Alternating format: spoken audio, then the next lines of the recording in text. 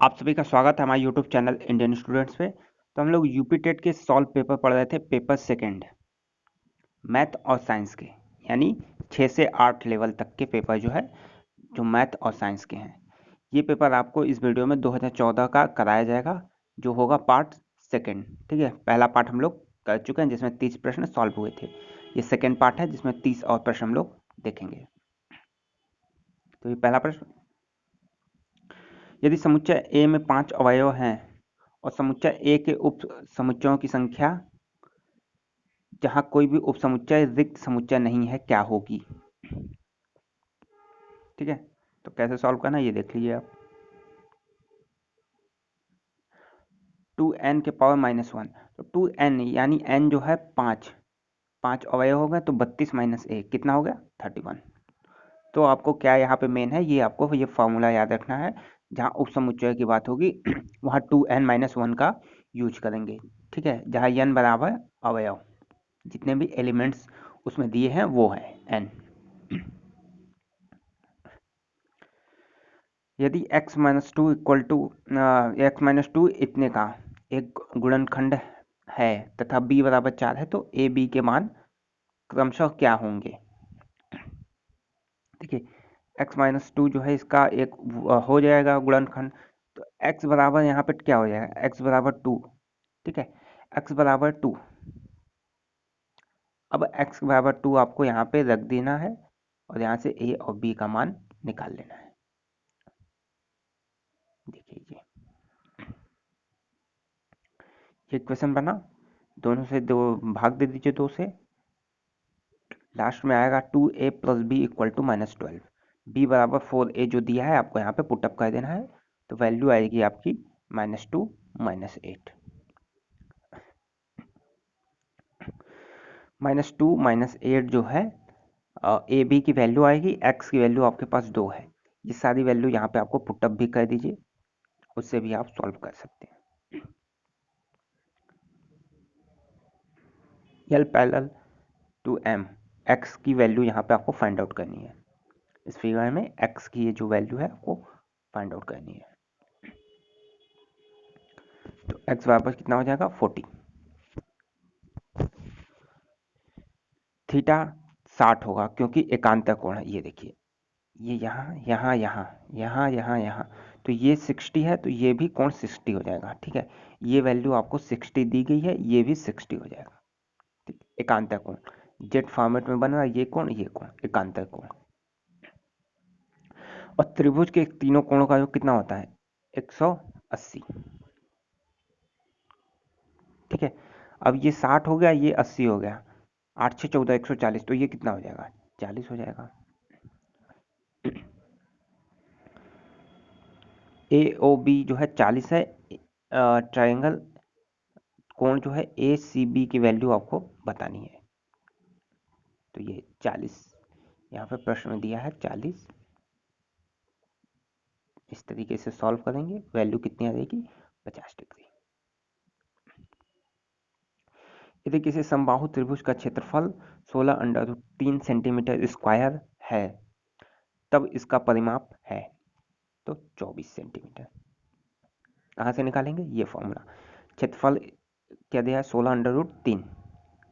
क्षेत्रफल क्या हो जाएगा? √3/4 ए स्क्वायर। ये फार्मूला होता है, याद कर लेना है क्षेत्रफल का। आंकड़ों का आपको बहुलक बताना था।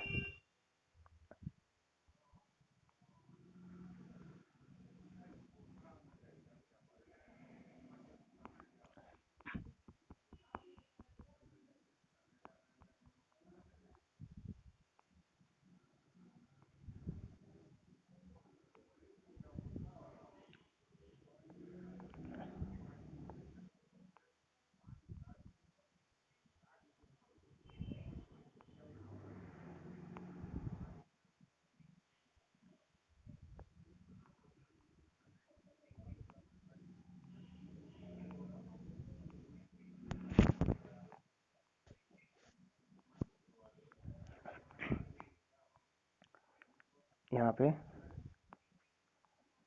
आंकड़ों का बहुलक आपको बताना था। तो बहुलक वह संख्या होती है जो श्रृंखला में अधिक बार आती है। तो सबसे अधिक बार कौन आया है, ये देखिए 38 जो है 2 बार आया है, तो बी जो है 38 हो जाएगा। सीधा सीधा इसका होता है कॉन्सेप्ट, बहुलक क्या होता है, जो सबसे ज्यादा बार आए, तो 38 सबसे ज्यादा बार आया है, डायरेक्ट आंसर। बहुपद इतने को जब x+1 से विभाजित किया जाता है तो शेषफल 19 आता है।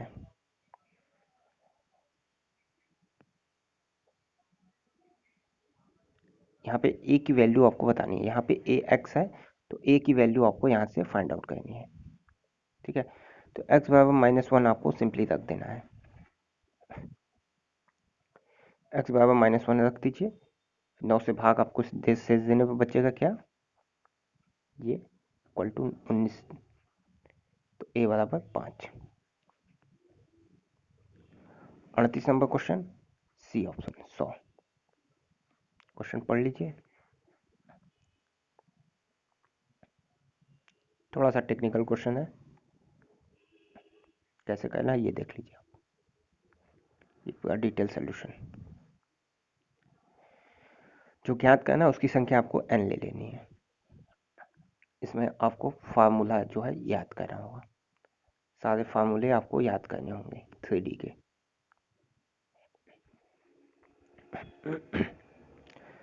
39 क्वेश्चन, एक ही समय पर लाल संकेत देंगी तो आपको सिंपली जो है 30, 45, 60, 120 इसका एलसीएम निकाल लेना होगा। बस इस क्वेश्चन में आपको एलसीएम फाइंड आउट करना है। ऐसा कोई भी क्वेश्चन दे आपको सीधा सीधा एलसीएम, और एलसीएम कितना आएगा 30, 45, 60, 120 का 360 सेकेंड, ठीक है। डायरेक्ट ऑप्शन से भी आप देख सकते हैं, तीन चारों संख्याएं जिस संख्या को काटेगी वो उसका एलसीएम हो जाएगा। बिंदु -2 -5 का भुज है, तो बी ऑप्शन -2।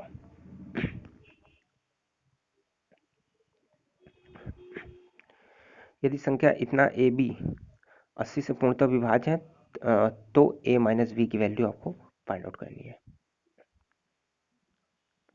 ये देखिए 80 से पूर्णतः विभाज्य है, हर में इकाई के स्थान पर शून्य है, अतः अंश में भी इकाई के स्थान पर शून्य होगा, यानी b की वैल्यू आपको सीधा सीधा 0 मिल गई या 5 मिल गई, ठीक। 5 मतलब कुछ नहीं, 0।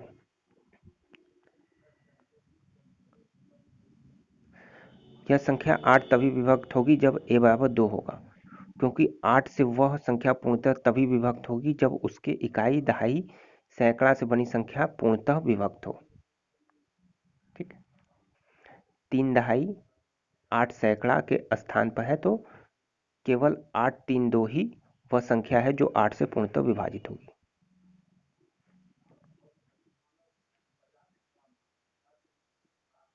ठीक है। 832, यहाँ पे देखिए 8 एकम 8, 8 चौका 32। अब जैसे 32 में एक लेते तो 31 हो जाता, नहीं होता, 2, 3, 4, 5, 6, 7 नहीं होता, फिर 40 होता है, 0 रखना पड़ता है, ठीक है।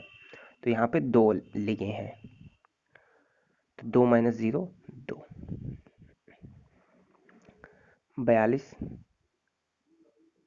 ओ सी बी का मान हमें बताना है, यह आ जाएगा 10 डिग्री। सोल्यूशन देख लीजिए। 43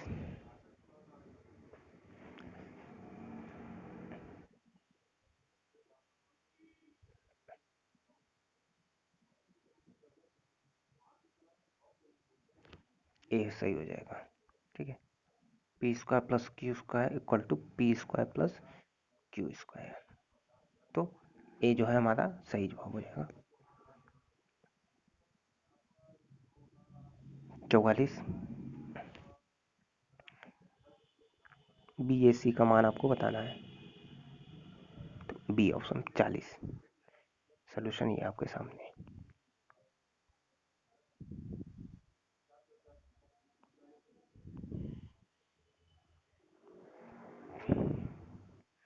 45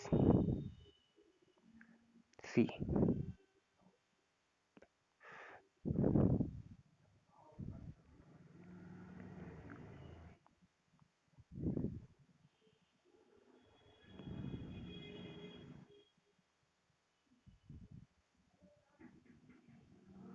46 नंबर क्वेश्चन।